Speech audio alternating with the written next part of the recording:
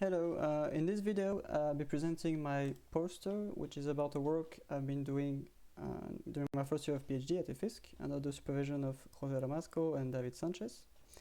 And it's about studying bilingual societies, first starting with data and then transitioning to some agent-based modeling.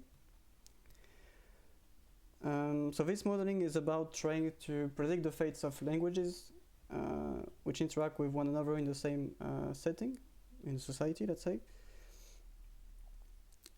So which could be, for example, Spanish and Catalan in Catalonia. And so this model tries to predict if one of the two languages will go extinct, or if the two languages can coexist and in a stable state or not. And the first contribution of our work was to gather geotagged tweets to get special distributions of language use and see how languages mix in different societies and the different patterns that we can observe. And the two prime examples of the diversity of these societies are Belgium and Catalonia. So the first having clear-cut borders between the two communities, which are like segregated in their own region, so the Flemish in the north and the French in the south, and they only mix mainly around Brussels. Whereas you have a counterexample in Catalonia, where you have good mixing all across space, almost, with no clear-cut border. And so we then introduced a model to try to explain why we can observe this diversity and in what conditions. So it's an agent-based model with 3 states. So agents can be monolingual in language A or B, or bilinguals, A, B. So you have these transition probabilities of going from one state to another.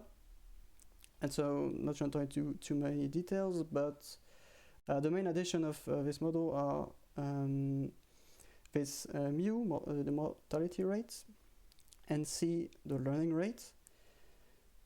So mu controls how easy it is to lose a language from one generation to the next, and c favors learning new languages while agents are alive and interact with one another.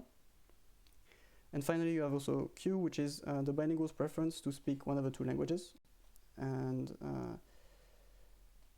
it's interesting to give more power to the bilinguals, let's say, to keep the language alive or not, maybe. So first we set this model in a fully connected population. So we derive master equations directly from it.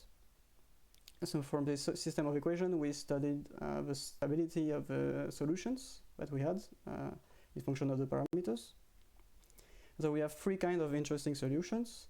First, the extinction of one of the two languages for lower value of C. Then when you increase C, you end up having coexistence of the two languages with the 3 communities, bilinguals, and monolinguals of the two groups in this point here.